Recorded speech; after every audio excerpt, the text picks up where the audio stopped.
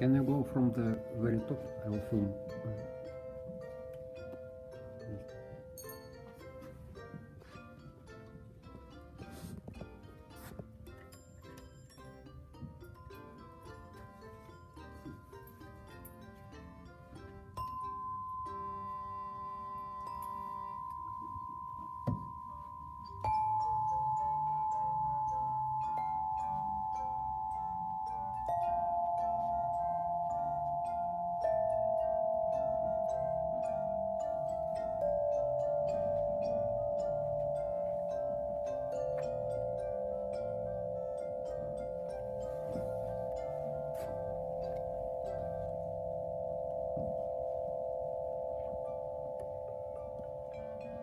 The roots of alchemy are buried in the fertile black dirt of the Nile Delta. In fact, the very word alchemy comes from the Arabic alchemia, which literally means the black soil of Egypt. From Alexandria, the teachings of alchemy spread throughout the Mediterranean region, Arabia, Europe, and on to India and China.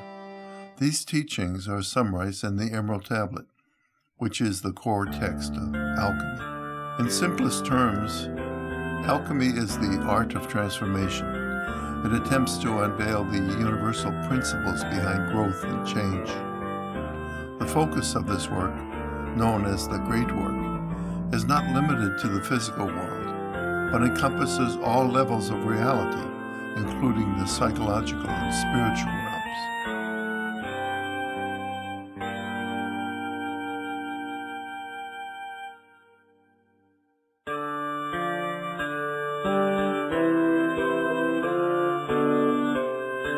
Scroll. This enigmatic scroll was created around 1450 by English alchemist Sir George Ripley. It is an illustrated allegorical poem that reveals how to make the Philosopher's Stone.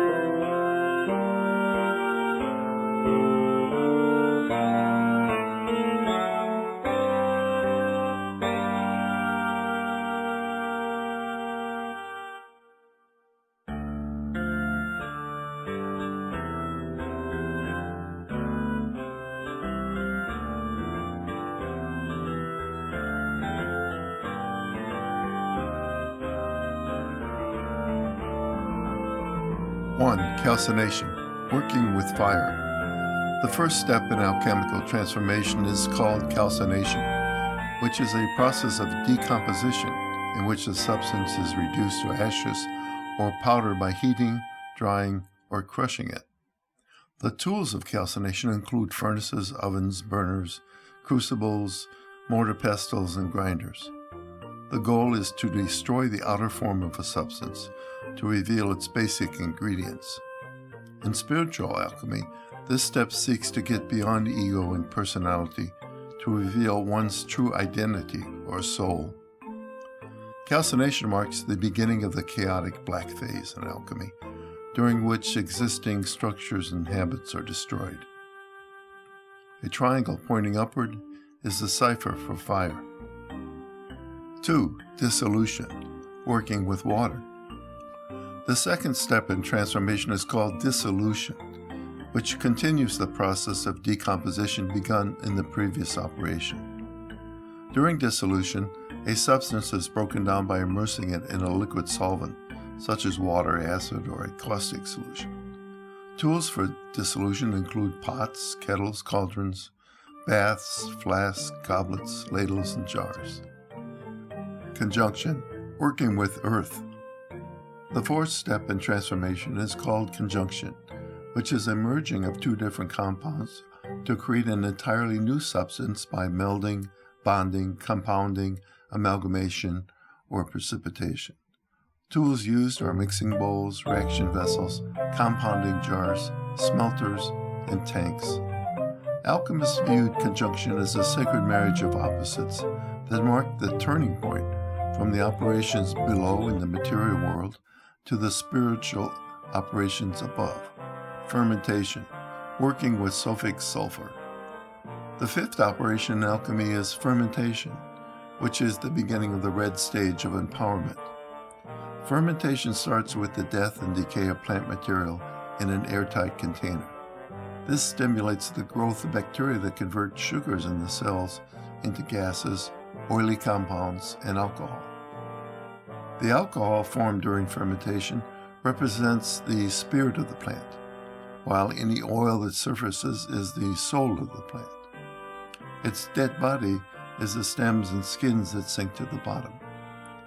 These essences are known as the three essentials. Distillation, working with sulfuric mercury. The sixth step in transformation is distillation, in which the products of the previous operations are purified and concentrated. The tools of distillation include retorts, alembics, cucurbits, vaporizers, eludials, sublimators, condensers, stills, boilers, and heaters. Distillers consist of a lower boiling vessel, an upper condensing vessel, and a long condensing tube leading to a receiver. Coagulation, working with sulfic salt. The final step in transformation is called coagulation, which is a process of materialization in which substances congeal, consolidate, agglomerate, or precipitate into a solid mass. The alchemists saw this operation as working with a higher kind of salt, a new type of spiritized matter that could not be perfected any further. Thus you will obtain the glory of the whole universe, says the Emerald Tablet of this step.